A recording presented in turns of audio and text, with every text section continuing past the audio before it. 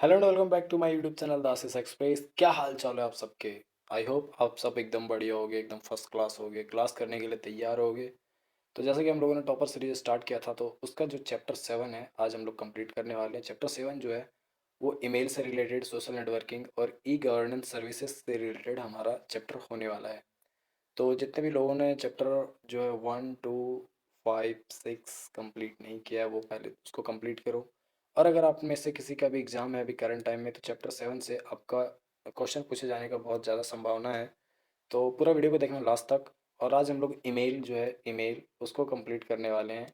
उसके बाद हम लोग सोशल नेटवर्किंग कंप्लीट करेंगे दूसरा पार्ट में। उसके बाद तीसरा जो पार्ट होगा वो हमारा होगा ई गवर्नेंस सर्विसेज से रिलेटेड। तो आज हम लोग ईमेल पार्ट को हम लोग कंप्लीट करने वाले हैं चैप्टर 7 का।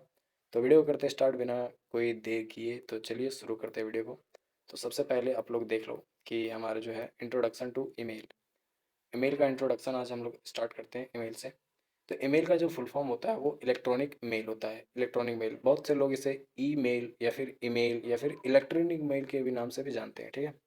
और ईमेल जो होता है ना वो एक डिजिटल मैसेज होता है। मैसेज जैसे कि हम लोग चिट्ठी भेजा करते थे पुराने ज़माने में, उसी का डिजिटल फॉर्मेट है ईमेल। हमारा डिजिटल मैसेज होता है इसका प्रकार। इसमें ये होता है ना कि एक यूज़र से दूसरे यूज़र के साथ बात करने के लिए हम ईमेल का इस्तेमाल करते हैं, ठीक है। एक यूज़र से दूसरे यूज़र के साथ कम्युनिकेट करने के लिए इसका इस्तेमाल करते हैं।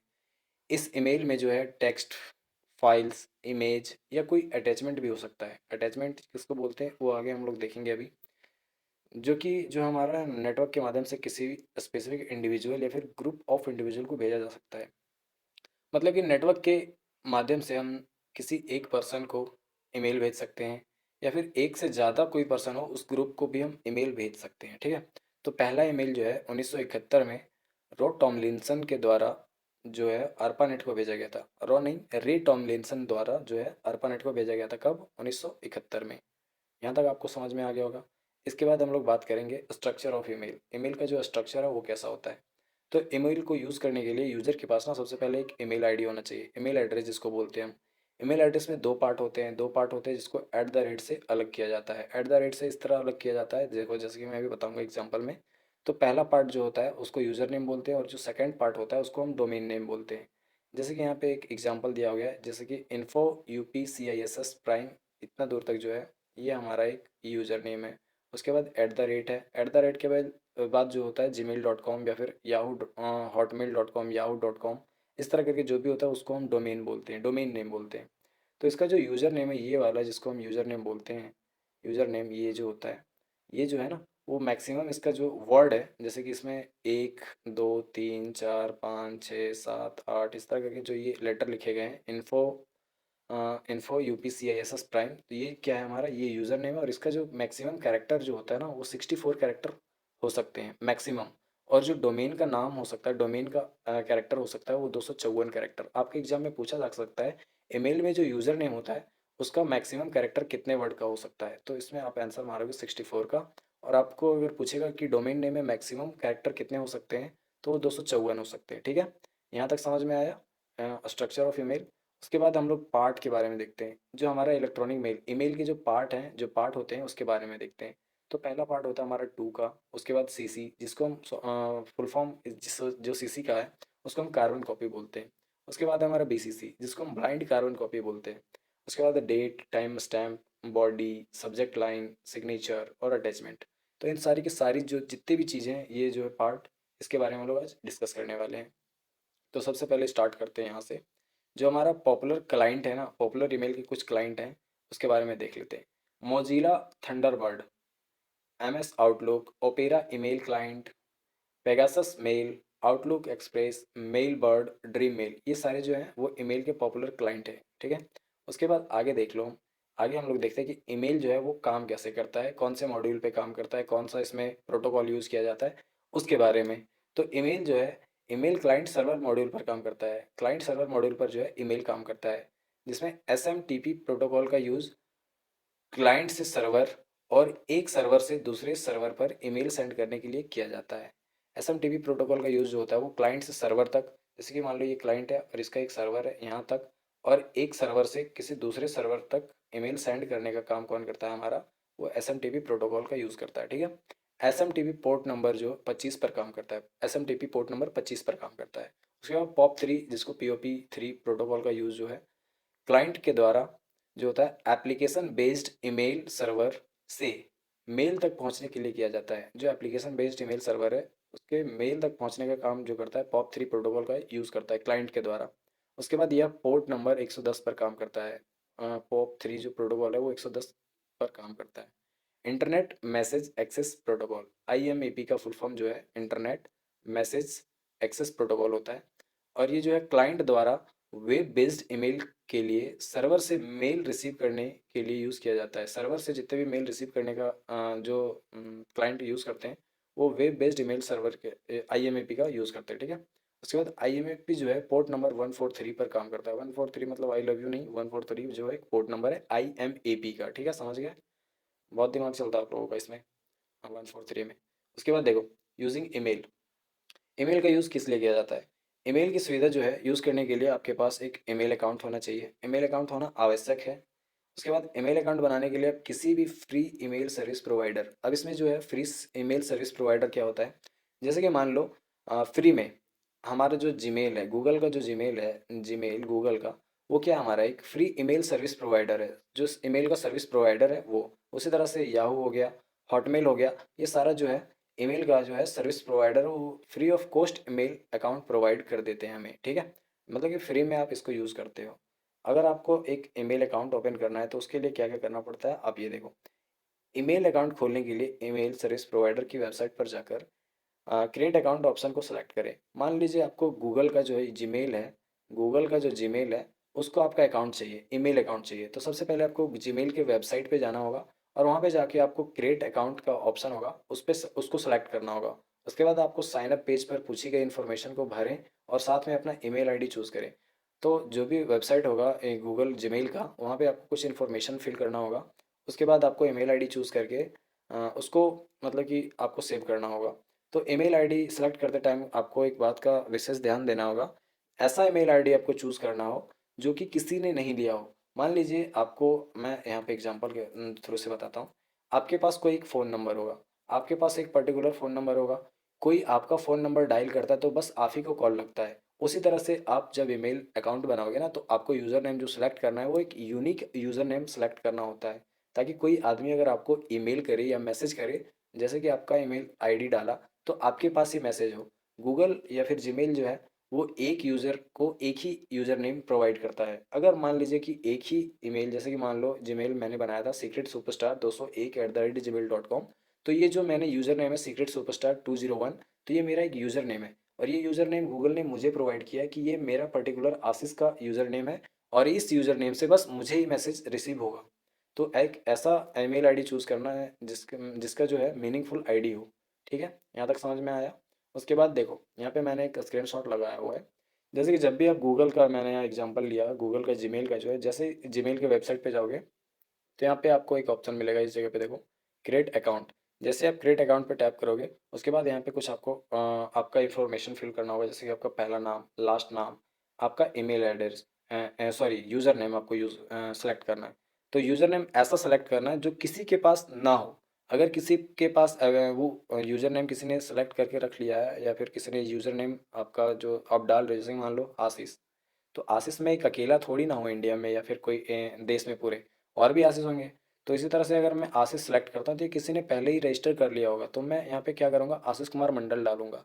तो आशीष कुमार मंडल भी बहुत सारे लोग होंगे, बहुत सारे लोग होंगे, तो मैं क्या करूँगा, आशीष कुमार मंडल उसके बाद मैं अपना एक डेट ऑफ बर्थ डाल दूंगा 03/2003, इस तरह करके अपना अ, ऐसे कुछ यूनिक यूज़र नेम सेलेक्ट करूँगा जो किसी ने रजिस्टर्ड ना किया हो। आपको भी वैसे ही सेलेक्ट करना होगा। उसके बाद आपको अपना पासवर्ड फिल करना होगा। उसके बाद एक बार और आपको पासवर्ड फिल करना होगा कि आपने जो दोनों जगह एक ही पासवर्ड फिल कर सकते हो।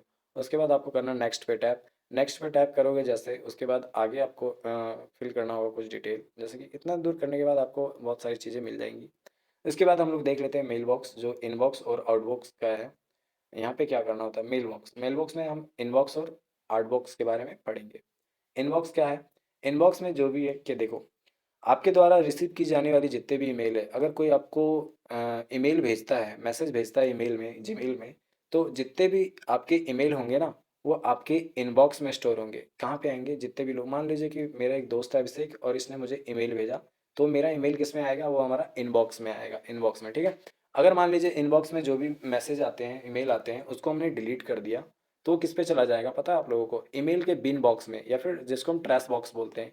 जैसे कि मान लीजिए कोई कंपनी से मुझे ईमेल आया और उस ईमेल को मैं डिलीट कर दिया, और ये जो मैसेज है वो कहाँ पे चला जाएगा? हमारा ट्रैश बॉक्स में चला जाएगा। ट्रैश बॉक्स जिसको बिन बॉक्स भी बोला जाता है। और बिन बॉक्स में जो भी मैसेज हम लोगों ने डिलीट किया, जैसे मान लो आज हमने मैसेज डिलीट किया ना, तो वो 30 दिन तक मेल बॉक्स में रखा जाता है, ओ सॉरी ट्रैश बॉक्स में रखा जाता है। 30 दिन के बाद वो ऑटोमेटिक डिलीट हो जाएगा। अगर मान लो कि हम कोई इंपॉर्टेंट कंपनी से मेरा ईमेल आया और उसे मैंने गलती से डिलीट कर दिया, तो वो हमारा कहाँ चला जाएगा? ट्रैश बॉक्स में। अगर ट्रैश बॉक्स में चला गया और उसे मुझे फिर से रिसीव अपने इनबॉक्स में लाना है, तो वहाँ से हम रिस्टोर कर सकते हैं, मतलब कि ट्रैश बॉक्स से हम इसको रिस्टोर कर सकते हैं अपने इनबॉक्स में। लेकिन 30 दिन के बाद हम इसे रिस्टोर नहीं कर सकते, वो ऑटोमेटिक डिलीट हो जाएगा। यहाँ तक समझ में आया इनबॉक्स क्या है, इनबॉक्स कैसे काम करता है? ट्रैश बॉक्स के बारे में भी आपको पता चल गया। अब हम लोग देखते हैं आउटबॉक्स। आउटबॉक्स में क्या होता है? आप जितने भी ईमेल किसी को भेजते हो, मान लो ये मैं हूँ, ये मेरा दोस्त है, मैं इसको ईमेल भेजता हूँ ना, तो ये कहाँ पे जाता है? हमारा आउटबॉक्स में जाता है। आउटबॉक्स में इसलिए जाता है, जब तक ये जो मैंने ईमेल भेजा अपने दोस्त को, ये जब तक मेरे दोस्त के इनबॉक्स में ना चला जाए, तब तक हमारा कहाँ पे रहता है? वो आउटबॉक्स में रहता है। अगर ये मैसेज जो हमने ईमेल अपने दोस्त को भेजा और वो उसके इनबॉक्स में चला जाए, मेरे दोस्त दोस्त के इनबॉक्स में, तो हमारा सेंड बॉक्स में ऑटोमेटिक पहुंच जाएगा कि हमने जो ईमेल भेजा है वो मेरे दोस्त को रिसीव हो गई है इनबॉक्स में। तो हमारा जो मैसेज हमने ईमेल भेजा वो हमारा डायरेक्ट सेंड सेंड बॉक्स वाले ऑप्शन में चला जाएगा। ठीक है? आउटबॉक्स का मतलब समझ में आया? आउटबॉक्स का मतलब सिंपल इतना कि आपने जो भी मेल भेजा है वो तब तक आउटबॉक्स में रहेगा जब तक आपके दोस्त को रिसीव ना हो जाए, इनबॉक्स में ना चला जाए। जैसे इनबॉक्स में आपके दोस्त के इनबॉक्स में चला जाएगा, तो वो डायरेक्ट सेंड बॉक्स में ऑटोमेटिक ट्रांसफ़र हो जाएगा। ठीक है? उसके बाद आगे हम लोग देख लेते हैं। अ, उसके बाद है हमारा creating and sending a new email. मतलब कि ईमेल को बनाना और भेजना कैसे है, सो देखो। ईमेल लिखने के लिए कंपोज ऑप्शन का यूज़ करिए। जब भी आप जीमेल एप्लीकेशन को ओपन करते हो या फिर वेबसाइट में ओपन करते हो, तो आपको कोने में आपको यहाँ पे इस जगह पे दिख जाएगा कंपोज का ऑप्शन। जैसे आप उस पर टैप करते हो तो आपको इस तरह का कुछ एक इंटरफेस आपको नज़र आ जाएगा। यहाँ पे आपको क्या क्या इन्फॉर्मेशन मिलता है, जैसे कि आप ईमेल मैसेज को कनेक्टेड इससे रिलेटेड इन्फॉर्मेशन को फिल कर सकते हो। जैसे कि यहाँ पे टू का ऑप्शन है। टू का ऑप्शन मतलब जिसको आप यहाँ पे उसका ईमेल एड्रेस डालोगे जिसको आप ये ईमेल भेजना चाहते हो। जैसे कि मान लो यहाँ पे मैं अभिषेक को भेजना चाहता हूँ, तो अभिषेक का ईमेल एड्रेस यहाँ पे मैं फिल करूँगा। तो ईमेल, उसके बाद हमारा सब्जेक्ट। तो हम सब्जेक्ट में क्या डालेंगे? सब्जेक्ट में वो डालेंगे जिससे रिलेटेड हमारा मैसेज हो। मान लो मैसेज हमारा है कि मैं कोई पीडीएफ है और वो पीडीएफ को मैं पेज नंबर 30 को प्रिंट करवाना चाहता हूँ, तो मैं यहाँ सब्जेक्ट में डालूंगा print the PDF, print PDF, इस तरह करके कुछ मैं अपना सब्जेक्ट डाल दूंगा। उसके बाद यहाँ पे बहुत सारी चीज़ें जैसे कि फ़ॉन्ट है, इसको बोल्ड कर सकते हैं, इटैलिक कर सकते हैं, अंडरलाइन कर सकते हैं। उसके बाद इस तरह करके यहाँ पे मैसेज का एक बॉडी होता है, उसमें हम टाइप करेंगे कि हेलो दोस्त अभिषेक, मेरा पीडीएफ जो मैंने सेंड किया है उसका पेज नंबर 13 का हार्ड कॉपी मुझे निकाल देना, प्रिंटर से मुझे निकाल के वो रख देना, मैं तुम्हारी दुकान पे आके मैं उसे रिसीव कर लूँगा। इतना टाइप करने के बाद मैं सेंड पे कर दूंगा टैप। इसी को कहते हैं ईमेल, और इसी तरह से हम भेजते हैं। तो यहाँ पे कुछ और देख लेते हैं कि टू का ऑप्शन क्या है, कार्बन कॉपी का मतलब क्या होता है, ब्लाइंड कार्बन कॉपी का मतलब क्या होता है, सब्जेक्ट का मतलब क्या होता है, बॉडी का मतलब क्या होता है। अगर आपको ईमेल और जीमेल में अंतर पता है तो आप कमेंट करके बताना कि ईमेल क्या होता है और जीमेल क्या होता है। अगर आपको नहीं पता तो मैं डिस्क्रिप्शन में लिंक डाल दूंगा, मैंने इस पर एक प्रॉपर वीडियो बनाया है जिसमें मैंने पूरा प्रॉपर तरीके से बताया कि ईमेल का मतलब क्या होता है और जीमेल का मतलब क्या होता है। तो वीडियो को यहाँ से फिर से कंटिन्यू करते हैं। जैसे कि टू, टू का ऑप्शन क्या होता है? टू का ऑप्शन यही होता है कि जितने भी लोगों को मैं ईमेल भेजना चाहता हूँ, तो टू के ऑप्शन में उन लोगों का ईमेल एड्रेस लिखते हैं। जैसे कि मान लो मुझे एक से अधिक लोगों को ईमेल भेजना है, तो वो भी हम इसी में डालते हैं, और उसको हम क्या करते हैं, उसको कॉमा से अलग करते हैं।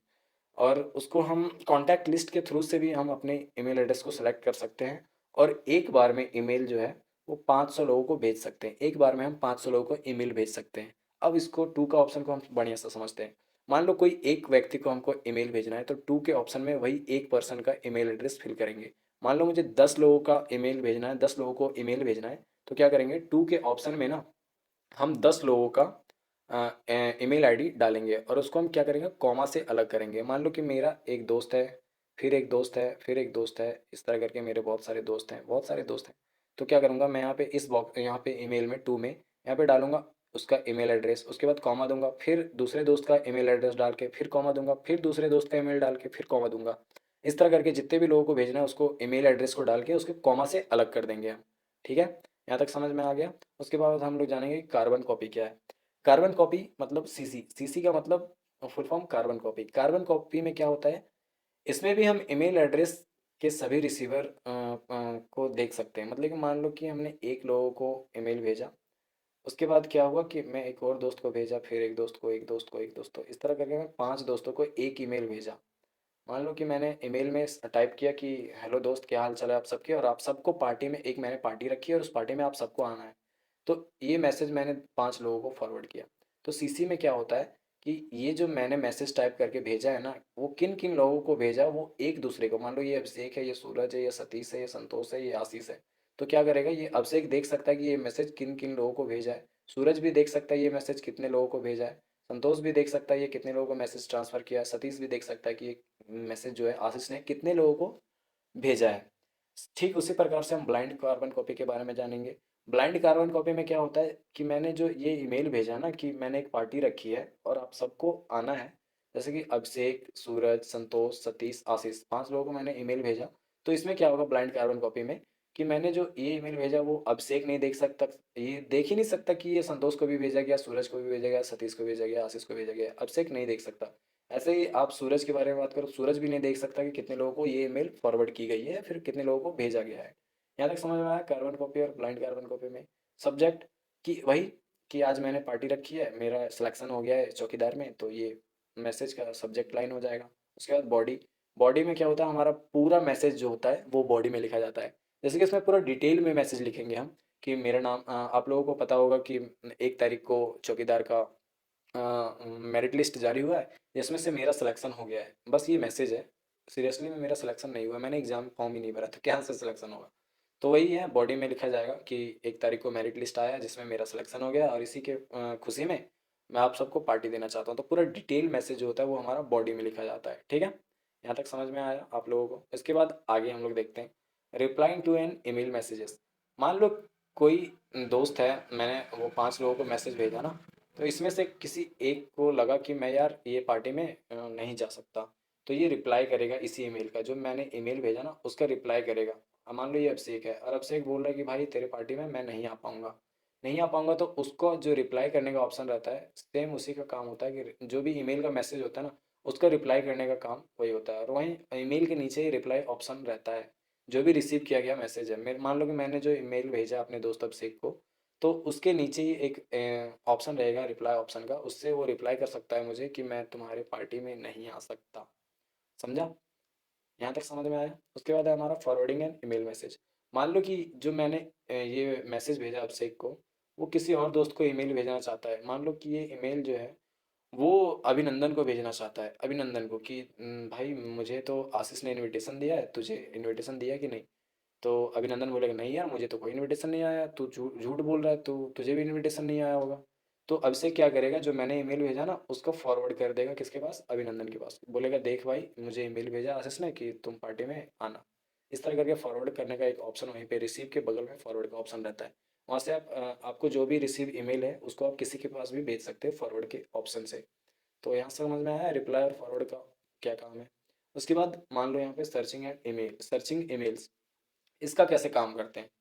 मान लो कि हमारी जो ईमेल है उसमें 10 मैसेजेस आ गए, 10 मैसेज कहाँ से आए। मान लो एक एसएससी से आ गया, एक जेएसएससी से आ गया, एक मान लो बिजली बिल का जो है JVBNL जिस तरह करके वहाँ से मैसेज आ गया। और एक और मान लेते हैं हम लोग, अमेजोन से कोई मैसेज कर दिया कि आपका कार्ट मिस कर रहा है। कार्ट मतलब समझते हो ना कि आपने कोई प्रोडक्ट को ऐड करके रखा है विश लिस्ट में, उसको आप बाद में खरीदना चाहते हो, उसी को बोलते हैं कार्ट।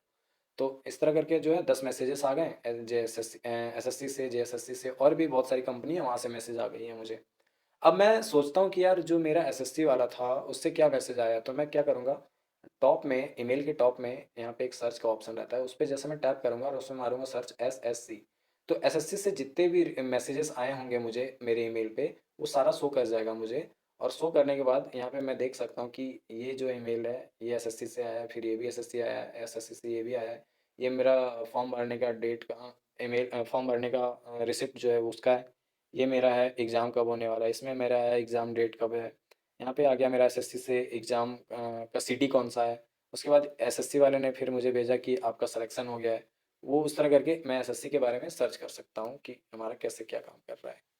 ये समझ में आ गया आपको कैसे क्या होता है? क्या था ये? हाँ, सर्च का ऑप्शन कैसे काम करता है।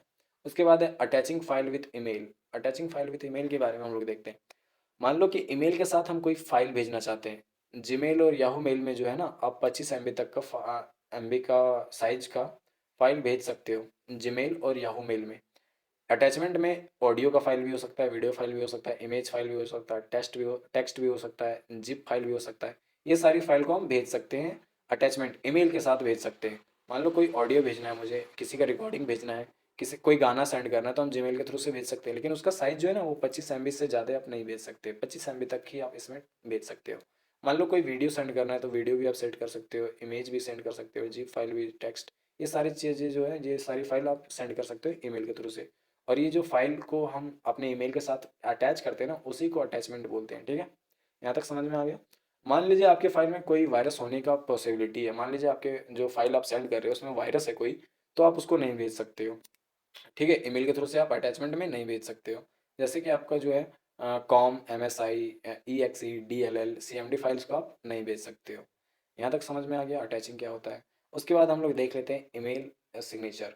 ईमेल सिग्नेचर क्या होता है? देखो, सिग्नेचर जो होता है ना, ईमेल के एंड में जुड़ा होता है। कहाँ पे जुड़ा होता है? ईमेल के एंड में।